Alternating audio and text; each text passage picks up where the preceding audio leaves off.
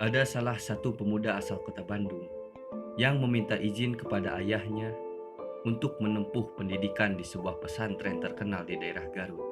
Ternyata ayahnya mempunyai kosan di daerah Garut dan menyuruh anaknya tinggal di sana untuk menghemat biaya.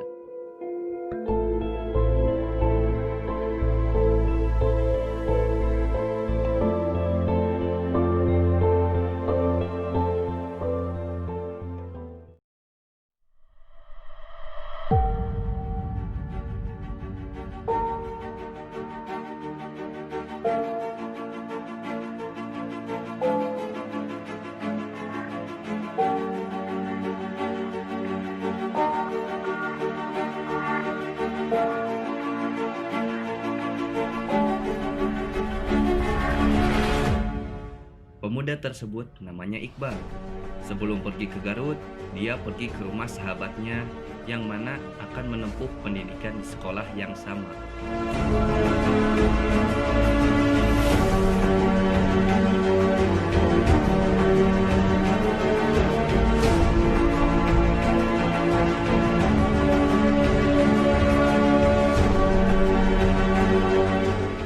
Sahabat tersebut namanya Rijal.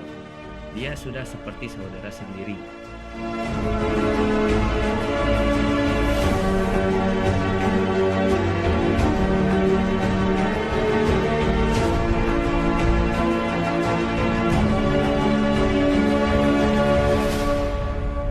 Inilah cerita santri kosan. Allahu Akbar, Allahu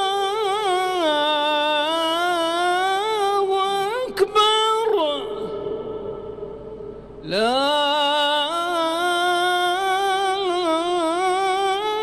ilaha illallah.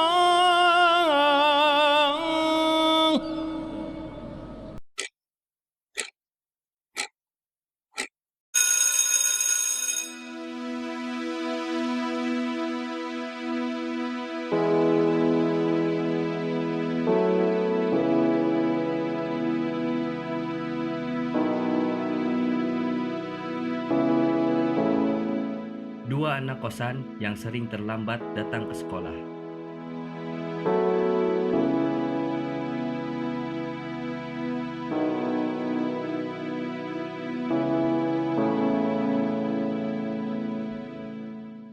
Karena terlambat, mereka ditegur oleh petugas piket sehingga mendapat hukuman.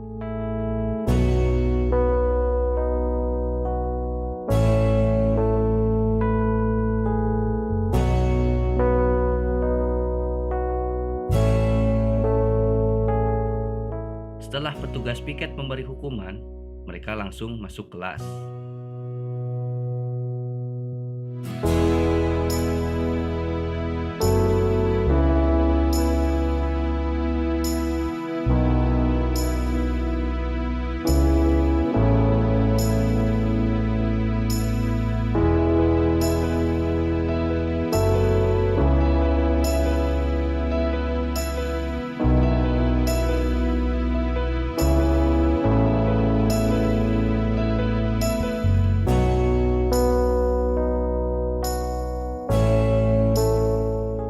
Setelah masuk kelas, anak tersebut ditegur oleh gurunya karena sering terlambat.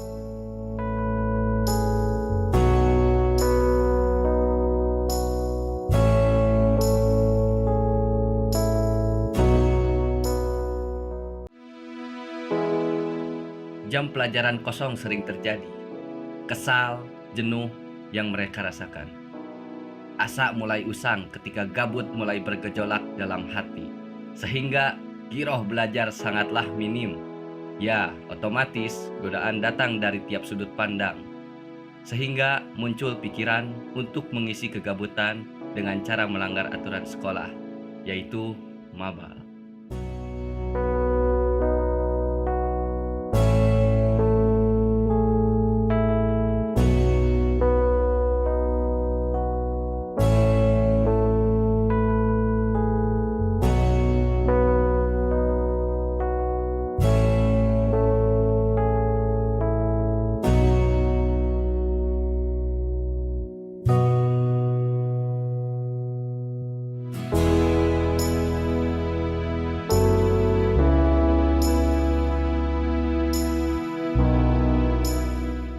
ketika sedang menikmati mabal yang ditemani sebatang rokok, seketika ada guru yang menghampiri dan langsung menegur para santri yang di sana dan langsung menyuruhnya untuk kembali ke sekolah.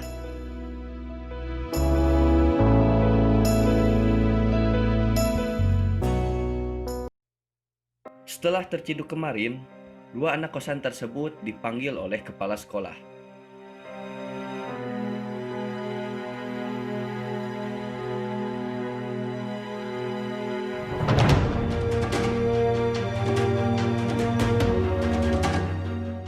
Setelah berbincang-bincang, mereka pun diberi surat peringatan dan rangkuman skor selama 3 hari.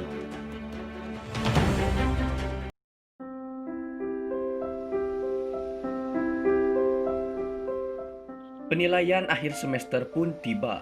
Si dua anak kosan tersebut tidak mempersiapkan apapun, sehingga jurus jitu mereka gunakan, yaitu nyontek, dan mereka pun bekerja sama secara profesional.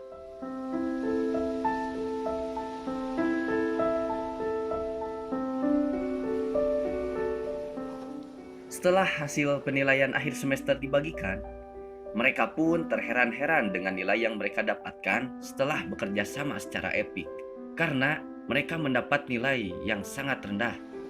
Dan akhirnya mereka pun saling menyalahkan. Dan begitulah kehidupan mereka di sekolah sampai orang tua Rizal meninggal. Setelah mendapat informasi tersebut, Rizal bersama teman-temannya bergegas untuk melihat kejadian yang sangat sulit dipercaya. Rizal pun merenung dan menyesali perbuatannya selama ini karena belum bisa membahagiakan orang tuanya. Yang ada malah Rizal membebani orang tuanya karena terus-terusan membuat onar di sekolah. Rizal pun berkomitmen kepada diri sendiri untuk berubah dan tidak mau lagi melakukan hal-hal yang bisa dikatakan melanggar aturan sekolah. Dan Rizal pun berubah 180 derajat dari sebelumnya, menjadi pribadi yang rajin belajar dan tidak melakukan pelanggaran. Saat itu di kosan, Iqbal dan teman-temannya sedang bermain kartu. Lalu ada salah satu temannya yang pulang, sehingga mengharuskan mencari pemain pengganti agar permainan bisa dimulai kembali. Salah satu teman Iqbal mengajak Rizal dengan cara memaksa, dan Iqbal pun merasa risih dan terjadilah perkelahian.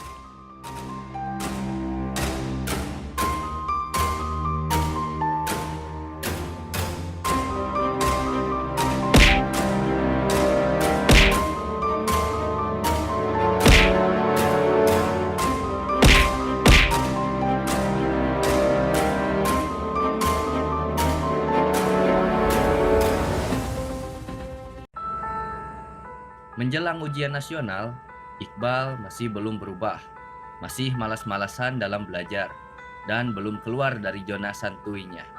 Rizal pun datang untuk menasihati Iqbal, karena khawatir tidak lulus dalam ujian nasional.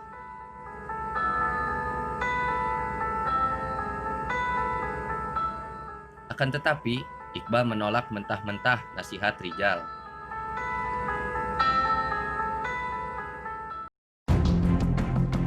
Ujian nasional pun tiba. Semua mata tertuju pada layar yang menentukan kelulusannya. Iqbal yang tidak mempunyai persiapan, frustasi menghadapi keadaan tersebut, hanya melihat-lihat soal tanpa mengerti apapun.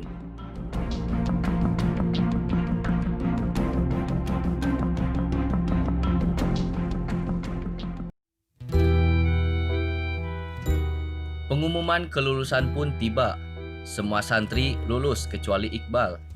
Saat itu Iqbal dalam keadaan yang sangat depresi. Rizal pun datang untuk menenangkan Iqbal dan memberi motivasi supaya tidak menyerah dalam hidup ini. Karena orang yang tidak punya masa depan bukan orang gagal, kan tetapi orang yang tidak mau berubah dan kembali mencoba. Iqbal pun menerima nasihat dari Rizal dan berterima kasih kepadanya karena sudah ada dalam masa depresinya.